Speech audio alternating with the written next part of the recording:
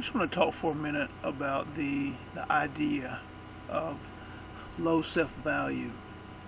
Um, and the funny thing is, most of you probably don't think that it affects you at all. You probably think you have a uh, high self-esteem, a high idea of value about yourself. Um, and if it's not you, I mean, if that's you, then fine.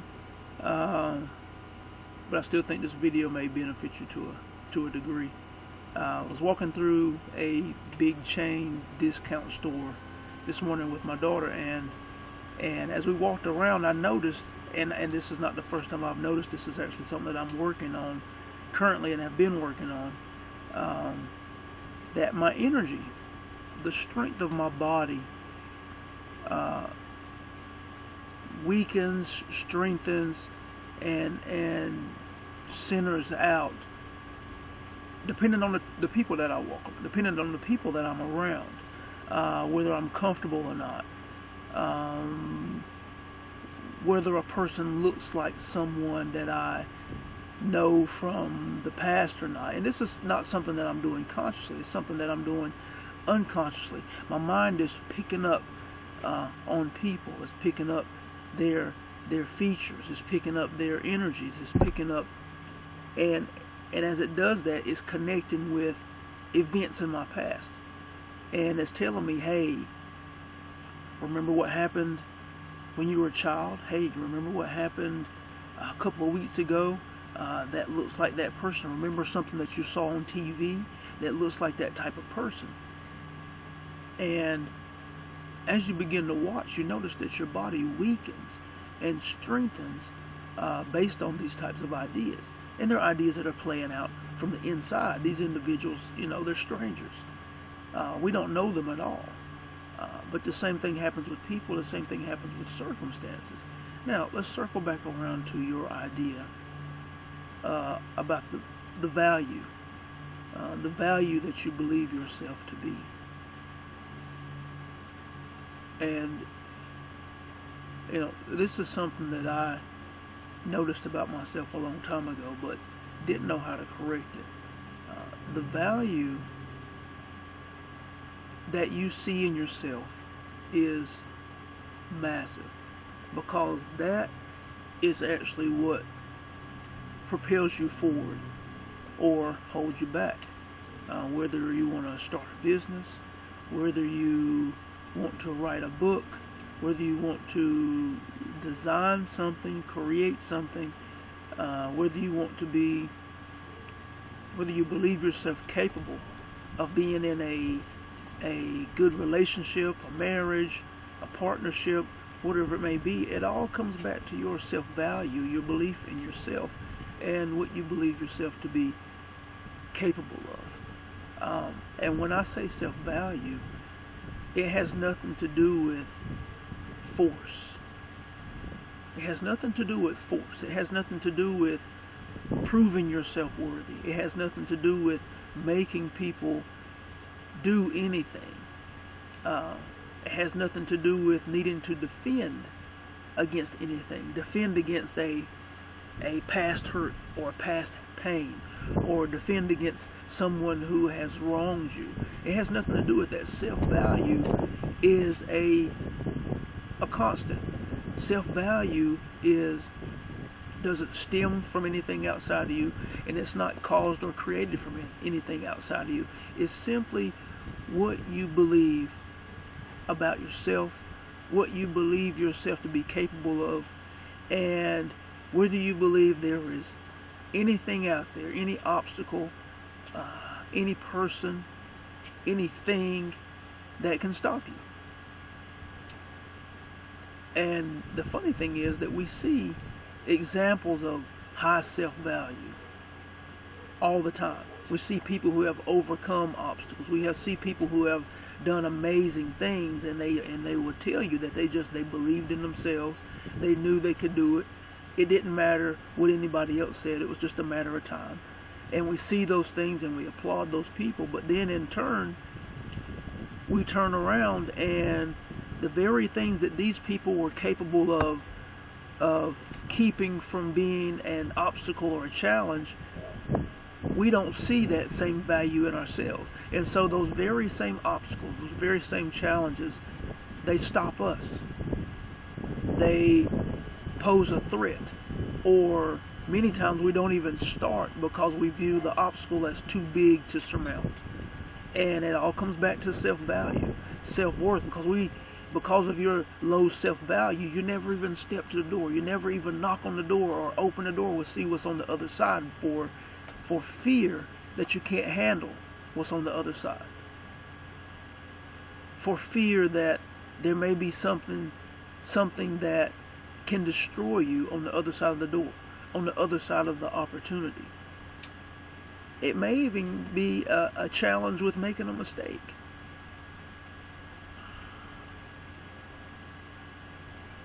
We really have to become mindful of our thoughts. We have to become mindful of our feelings and the information that our body is presenting us.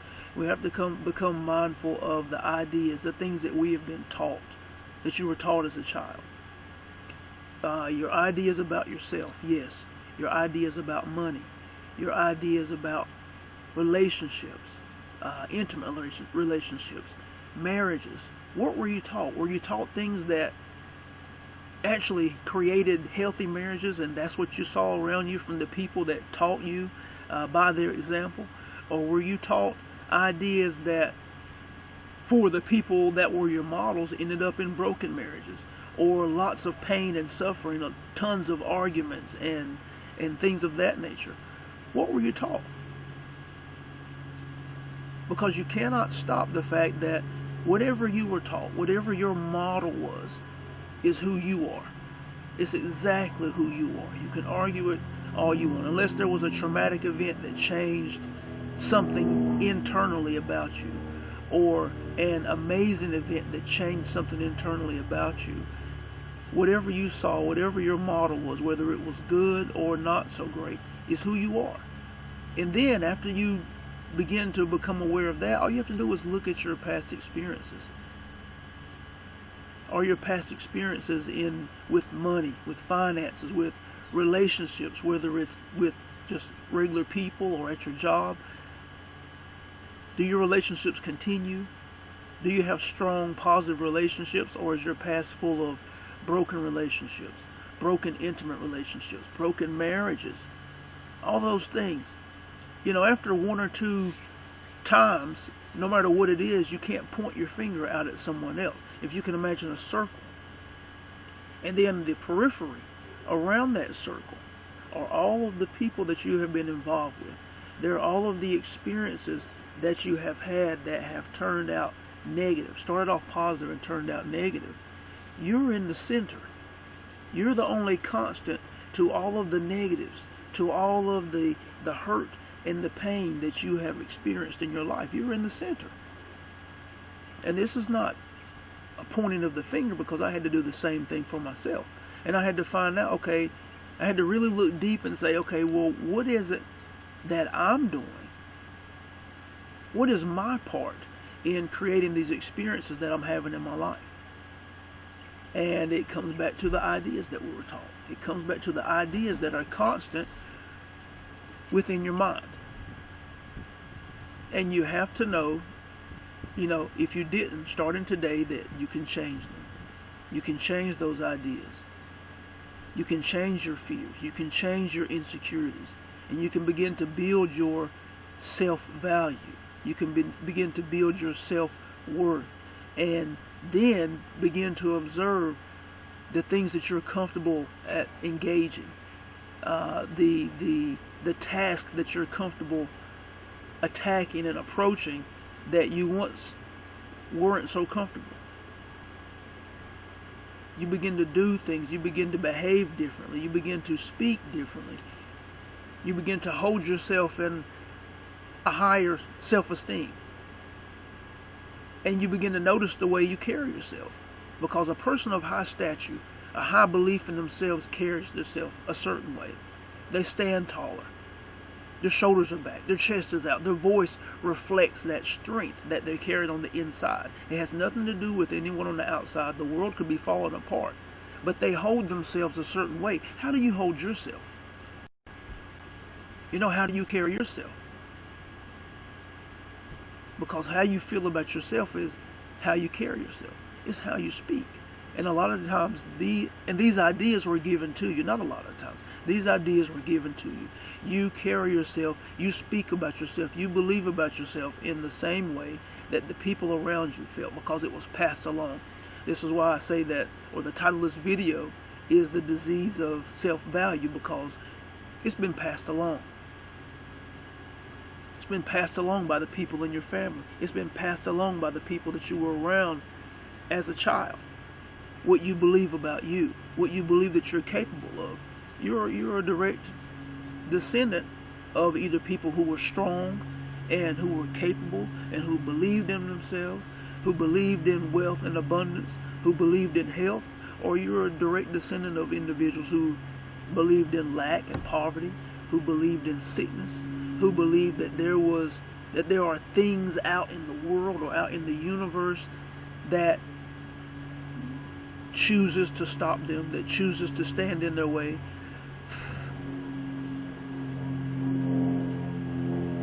What do you believe? How do you feel about yourself? Honestly. Most people say, I believe highly of myself. I believe that I'm capable of whatever I put my mind to. Okay, well, what are you putting your mind to right now? What is it that you're accomplishing? What is it that you're pushing to? What obstacles are you entertaining right now? And how long is it taking you to overcome this particular obstacle?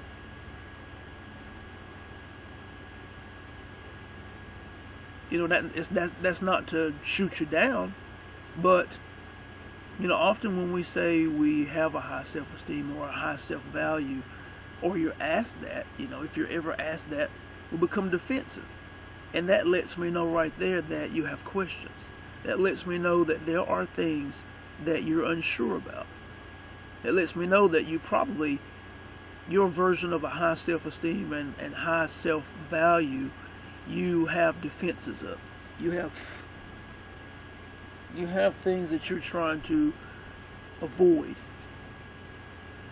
And therefore you put up a front of strength. You put up a front of power, when it's really a cover for fear. And again, I know all about it. So, again, I know all about it. And the last thing when it comes to your self-value or self-worth is that you have to become aware so that you don't pass the same ideas along to your children. Especially in, today's times, it's absolutely critical that you're not passing fear along to your children. It's critical that you're developing strength in your children, critical thinking in your children, a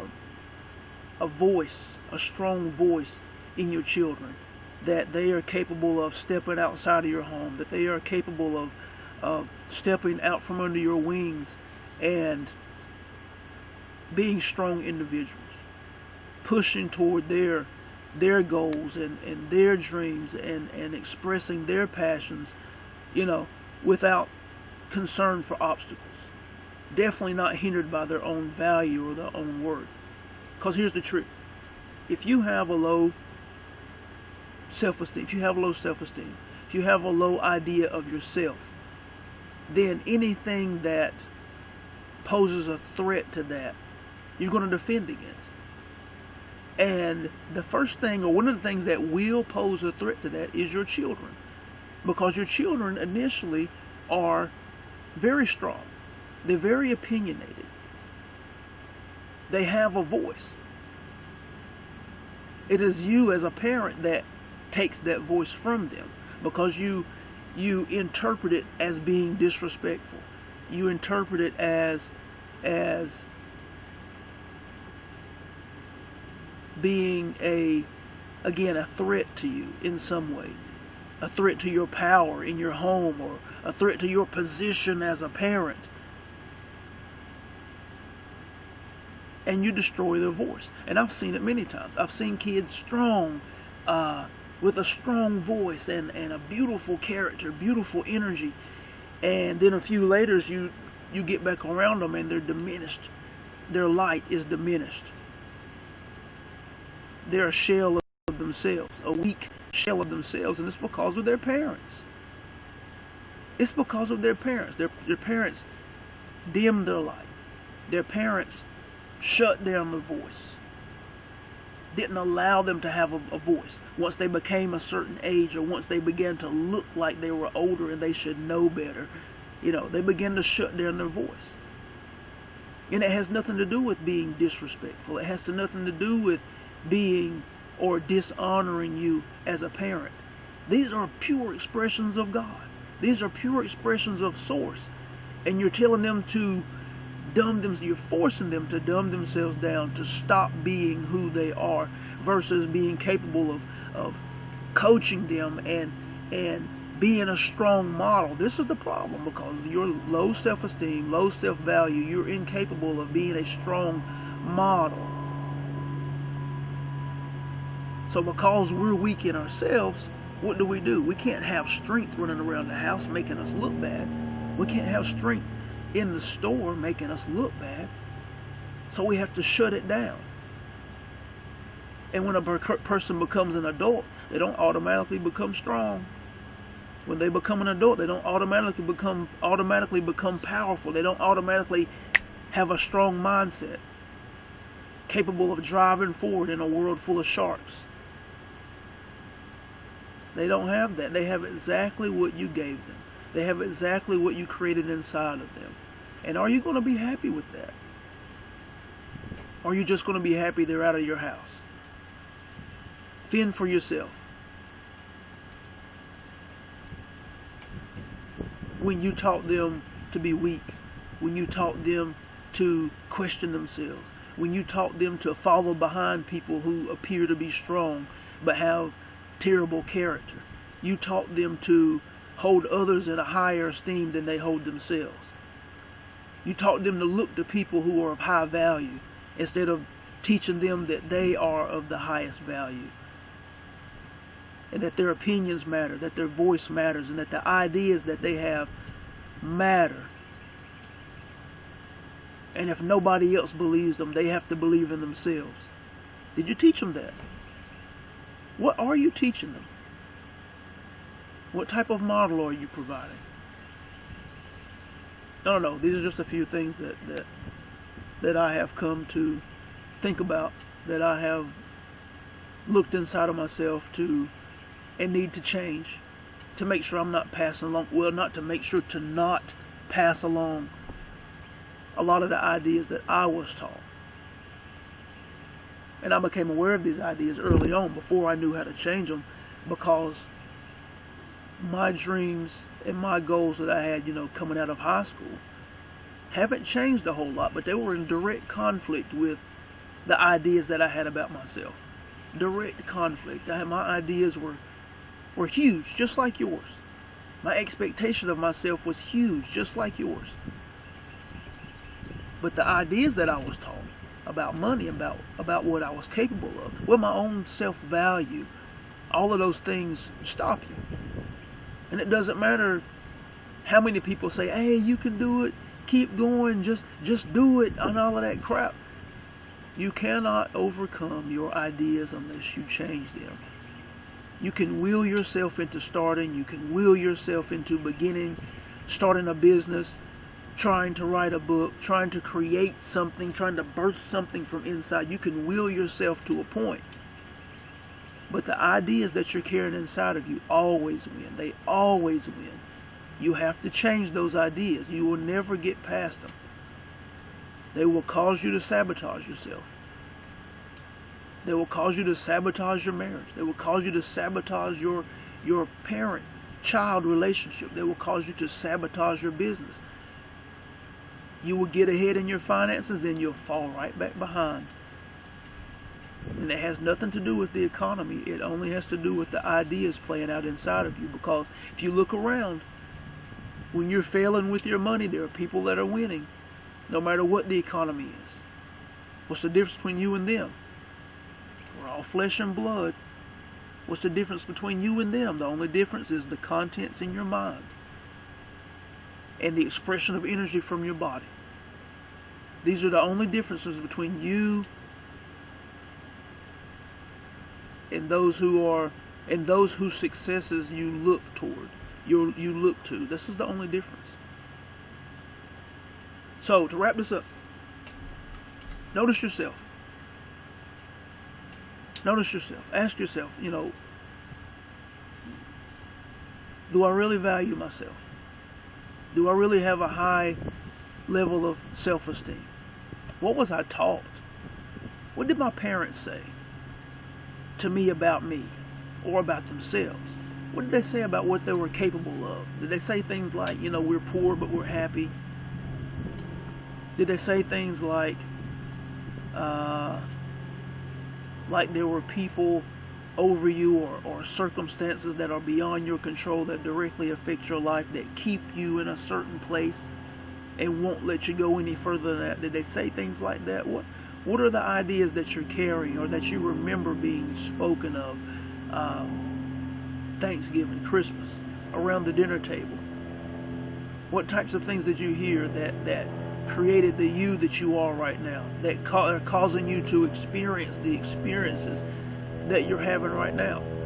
Nothing is outside of the ideas that you're carrying inside of your mind and body. Doesn't matter whether you believe it or not, but everything that you believe, you experience. And the only way to change it is to change the ideas that you're carrying. Anyway, these are things that I am looking at. These are things that I am working on. I don't know that I'll ever be finished with the work. That's not a problem. But I do know that I have seen tremendous changes in myself, in my experiences as a result of the things that I'm doing. I know that my clients are seeing tremendous positive results as of the work and the practices that they are engaged in.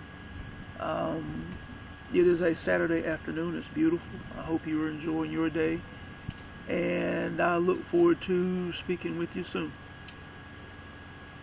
Peace and love.